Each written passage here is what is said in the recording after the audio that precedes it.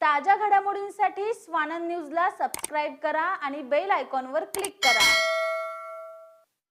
और जिस तरीके से वो बोल रहे हैं उससे मुझे लगता है कि शिवसेना और टीम ओमी कलानी की जो नजदीकी है, उस नजदीकी से ऐसा लगता है कि कहाँ उनको याद तो नहीं आ रहा है कि शिवसेना के नगर सेवकों ने उनके मुंह पर महानगर पालिका के सामने काला लगाया था, उनको बहुत पीटा गया था, उनके लातों और गुस्सों से मारा था।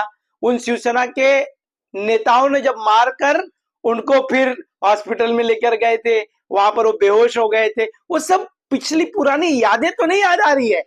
कल्याणी महलवर झालेल्या टीम ओमी कलानीच्या कार्यकर्ता मेळाव्यात भाजप विरोधात नाव न घेता अनेक चिथावणीखोर विधानं केली गेली। तसेच मोदीजी गॅरंटीवर सुद्धा टीओके प्रवक्ता कमलेश निकम यांनी प्रश्न उपस्थित केला। आज सकाळी जवाहर हॉटेलमध्ये झालेल्या महायुतीच्या बैठकीत शिवसेनेकडून टीओकेलाही आमंत्रित करण्यात आलं होतं। मात्र या बैठकीत टीओके पदाधिकारी येताच त्यांचा भाजप, रिपाई आणि राष्ट्रवादी काँग्रेसच्या पदाधिकाऱ्यांनी विरोध करत बैठकीतून बॉयकॉट केलाय। टीओकेच्या श्रीकांत शिंदे यांना बिनशर्त समर्थनानंतर महायुतीमध्ये वेगळीच एकता दिसून आली आहे। भाजप जिल्हाध्यक्ष प्रदीप रामचंदानी यांनी टीओकेला लक्ष्य केलंय। यावर आता टीओके कडून कमलेश निकम यांनी भाजप जिल्हाध्यक्ष प्रदीप रामचंदानी यांचा समाचार घेतलाय। देखिए, जो बैठक शिवसेना के समन्वय बैठक लगाई थी कि आदरणीय खासदार श्रीकांत शिंदे जी को चुनाव के प्रचारार्थ कैसे सभी पार्टियां एक साथ आएगी, उसके लिए आदरणीय चौधरी जी, अरुण आशान जी और गोपाल लांडगे जी ने यह बैठक लगाई थी। उस बैठक में हम शामिल हुए थे। ओमी कलानी जी के माध्यम से हमारी पूरी कोर कमेटी शामिल हुई थी।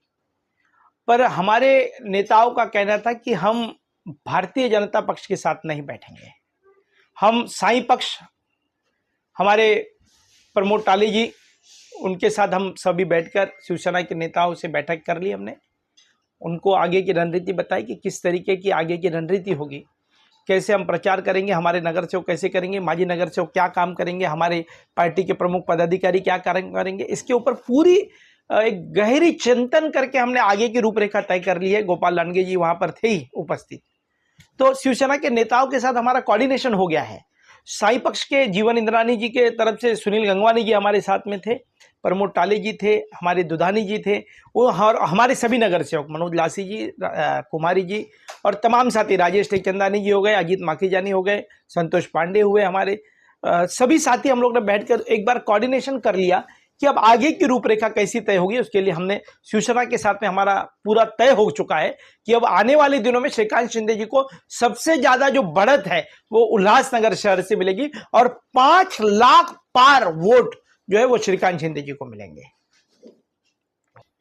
हाल ही में प्रदीप रामचंद्र ने कहा है कि कलानी गुनहगारी, उन्हें गुनहगारी की लिस्ट पूरी पढ़ के बताइए के बारे में। देखिए, वो जो कह रहे हैं कि हम लोग गुनहगार हैं, पहली बात, क्या हम गुनहगार 2016 और 17 के, जब 2016 और 17 में आदरणीय नेता ओमी कलानी जी, देवेंद्र फडणवीस जी, रविंद्र चौहान जी, तीनों नेताओं ने बैठकर जब इनको अपना भारतीय जनता पार्टी का महापौर बनाना था, तभी इनको गुनहगार हम नहीं लग रहे थे, तभी हम अपराधी नहीं लग रहे थे।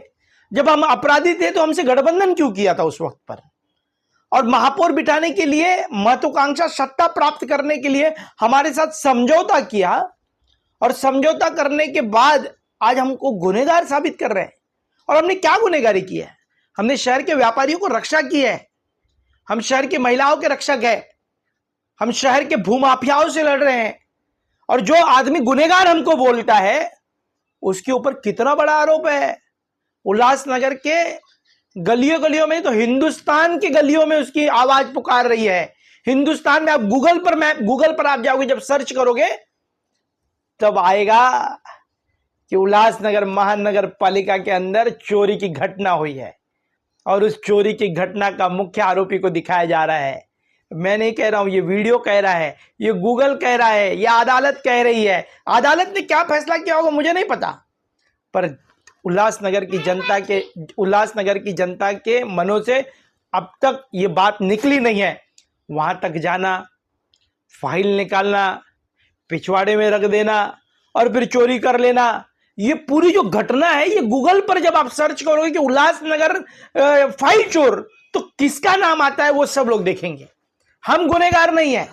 कोई चोर व्यक्ति हमारे लिए बोलता रहेगा कि हम गुनहगार है, तो हमने और भी हम उल्लासनगर के रक्षा के लिए, सुरक्षा के लिए और भी गुनाह करेंगे।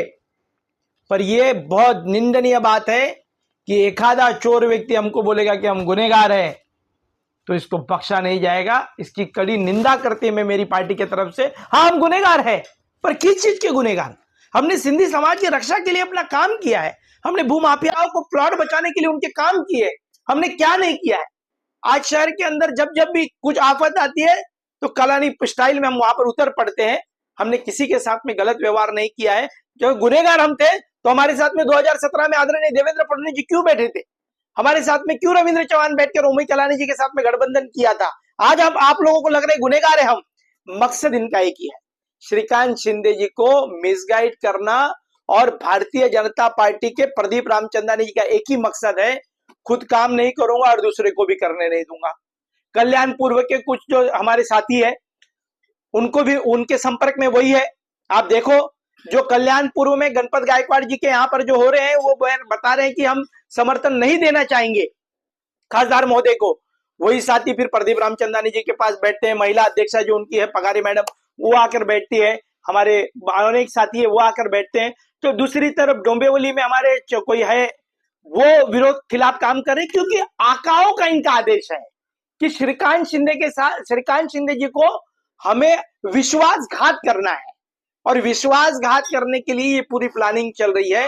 ये झूठ करके प्रोपगंडा कर रहे हैं। अपराधियों को हम किसी से डरते नहीं।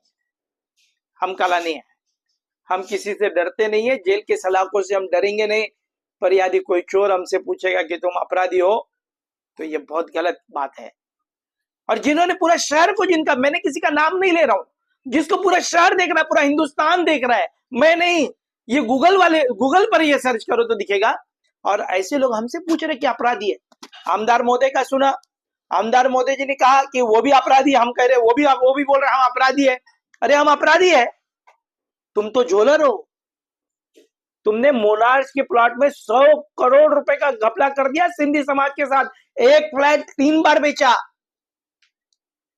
और जब बिल्डिंग खड़ी हुई, सपना दिखाया गया, बिल्डिंग में स्विमिंग पूल्स होंगे, बिल्डिंग में ये होगा। आज बिल्डिंगों की हालत देखोगे तो मुझे लगता है कि राज्य की सरकार से बनाई हुई जो बिल्डिंगें रहती है, उससे भी बेहतर क्वालिटी वाली बिल्डिंग वहां पर दी है। और एक ही फ्लैट, आज तक लोग उसके ऑफिसों में जाकर पूछ रहे हैं हमारे पैसे कब दोगे। मोनार्च के 100 करोड़ रुपए झोलर हमको पूछ रहा है कि हम अपराधी है। हम अपराधी नहीं है, हम शहर के रक्षक हैं। और किसी भी जिनके ऊपर खुद के ऊपर आरोप है, उन लोग इस तरीके की बातें हमसे पूछते होंगे, तो ये निंदनीय बात है। मैं वापस एक बार आदरणीय खासदार महोदय जी को सतर्क करना चाहता हूं कि हमारी दोस्ती है, हमारा कोई भी उनसे कोई भी शर्त नहीं है, कोई भी शर्त नहीं है। बिना शर्त हमने दिया है।